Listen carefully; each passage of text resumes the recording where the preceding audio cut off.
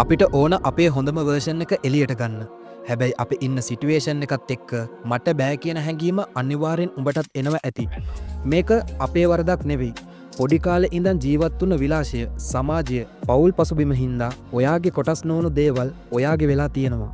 මට මේ තාක් ලැබුණු අත්දැකීම් එක්ක මම කියන්නම් උඹට කරන්න ඕන දේ කරගන්න බැරි වෙන හේතුව.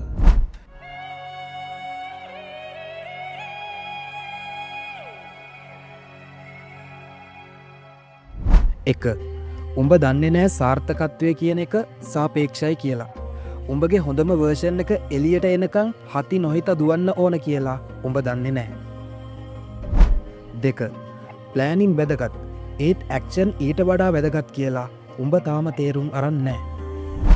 3, ඕනවට වඩා ස්මාර්ට් තින්ක කෙනෙක් වුණාම මෙලෝ දෙයක් හරියට කරගන්න බෑ කියලා උඹ තාම විශ්වාස කරන්නේ නෑ. 4, සාර්ථකත්වය කියන්නේ කොහේ හරි තැනක් අටවන් පටන් ගන්න එක මිසක් හැමදේම 100%ක් නිවැරදි කරගෙන පටන් ගන්න එක නෙවෙයි කියලා උඹ තාම තේරුම් අරන් නෑ.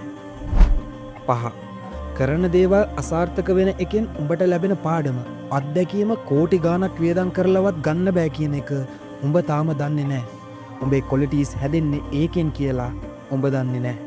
එතකොට උඹ කරන්නේ ෆේල් වෙයි කියලා බයේ මුකුත් නොකර ඉන්න එක. 6, දෙයක් හරියට කරන්න ඒ දේ ගැන හැමදේම දැනන් ඉන්න ඕන නෑ කියලා උඹ තාම දන්නේ නෑ. දේවල් දැනගන්න ඕන නම් උඹ පටන් ගන්න ඕන කියන එක උඹේ ඔළුවට තාම ගිහින් නෑ. 7, මොකුත්ම නැති උඹට තියෙන ලොකුම වත්කම තමන් කියලා උඹ තාම තේරුම් අරන් නෑ. 8, සාර්ථකත්වය තියෙන්නේ සෝෂල් මීඩියා වල නෙවෙයි කියලා උඹ තාම දන්නේ නෑ. නන්නා දුනන මිනිස්සු එක්ක උඹව කම්පයා කර කර ඉන්න එක උඹටම කරගන්න හානියක් කියලා උඹ තාම දන්නේ නෑ. 9, තියෙන දශමෙන් හරි දෙයක් පටන් ගන්නේ නැතුව සල්ලි හම්බෙනකං ඉඳලා පටන් ගන්න හිතාගෙන ඉන්න ඒවා කවදාවත් වෙන්නේ නෑ කියලා උඹ තාම තේරුම් අරන් නෑ. 10, තමන් ආස වැඩේට බඩ ඉරිඟු කරලක් හරි විකුණලා පුළුවන් ගාණක් ඉන්වෙස්ට් කරන්න ඕන කියන එක උඹ තාම හිතන්නේ නෑ. 11, ඩඩ්ලි ධම්මික ලෙවල් එකට එන්න කලින් කඩේක මුදලාලි ලෙවල් එකට ඇවිත් ඉන්න ඕන කියන එක උඹ හිතන්නේ නෑ. ඕනම දෙයකට යන්න තියෙන එකම විදිය ස්ටෙප් බයි ස්ටෙප් කියලා උඹ හිතන්නේ නෑ. 12, මනුස්සයෙක්ගෙන් ගන්න ඕන දේ මොකද්ද නොගන්න ඕන දේ මොකද්ද කියලා උඹ හරියට ෆිල්ටර් කරගන්නේ නෑ. ඕන දේත් ගන්නවා, එපා දේත් ගන්නවා. නෙගටිව් පොසිටිව් කලවම් වෙලා පිස්සු කෙලින්න පටන් ගන්නවා. 13, ප්‍රමාණයට වඩා කොලිටි එක දිනනවා කියලා උඹ තාම තේරුම් අරන් නෑ. 14, මෝටිවේෂන් එක කියන්නේ ටෙම්පරි එන එනර්ජි එකක් කියලා උඹ තාම තේරුම් අරන් නෑ. උඹව ගමනක් එක්ක යන්නේ අවබෝධය සහ විනය කියන එක උඹ ඔළුවට දාගෙන නෑ.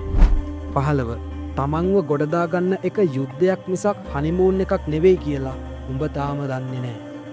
16, අදාළ වෙලාවට ෆෝකස් කරන්න ඕන මොකද්ද නොකරන්න ඕන මොකද්ද කියලා උඹ හරියට මැනගෙන නෑ. 17, මේ ලෝකෙ පිරිමින්ට ගැහැණු හිඟ වෙන්නෙත් නෑ, ගැහැණුන්ට පිරිමි හිඟ වෙන්නෙත් නෑ කියලා උඹ තාම තේරුම් අරන් නෑ. තමන්ට වඩා වැඩි වටිනාකමක් වෙන කෙනෙක්ට දුන්නොත් කෙලවෙන විත්තිය උඹ තාම අවබෝධ කරගෙන නෑ.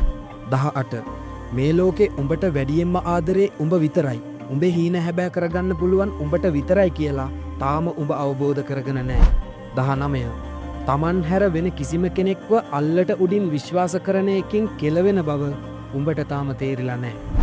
The last one, දායක සභාවල් වල වාඩි වෙලා එක අයියලාගේ රැස් විද්‍යාමාන කරන හැටි බලන්න කාලය නාස්ති කරන එක තමන්ටම කරගන්න අපරාධයක් කියලා උඹ තාම දන්නේ නෑ.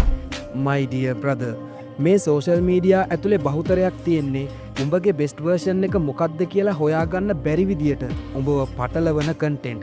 ලොකු අයියලාගේ ගොඩක් කතා ඇතුලේ එයාලම ඇඩ් කරගත්තු සුරංගනා කතා තියෙනවා. ඒවා දිහා බලලා මට කරගන්න බැරි මේ හින්දා කියලා හිතන එකත් උඹටම කරගන්න අපරාධයක්. ඉස්සර වගේ නෙවෙයි බ්‍රදර්. හරි අරමුණකින් පටන් ගත්තොත් දෙයක් ගොඩදාගන්න එක මේ කාලේ චීස් කනවා වගේ වැඩක්. පොඩ්ඩක් හිතලා බලපන් ඕපන් AI වලින් උඹට කරගන්න බැරි එක වැඩක් කියපන්. නෑ බ්‍රදර්, උඹට ඉගෙන ගන්න ඕන හැම දෙයක්ම එකම තැනකට ගොඩ ගහලා දෙන්න ඕපන් AI එකට පුළුවන්. කරන්න තියෙන්නේ ටිකක් මොලේ පාවිච්චි කරන එක විතරයි. උඩ කියපු වැරදි උඹෙත් තියෙනවා නම් ඒවා හදාගනිමු. ඒ වැරදි නිවැරදි කරගත්තොත් උඹේ ගමනට ගොඩක් දොරවල් ඇරෙන්න පටන් ගනී. ඊළඟ වීඩියෝ එකෙන් හම්බෙමු. good luck.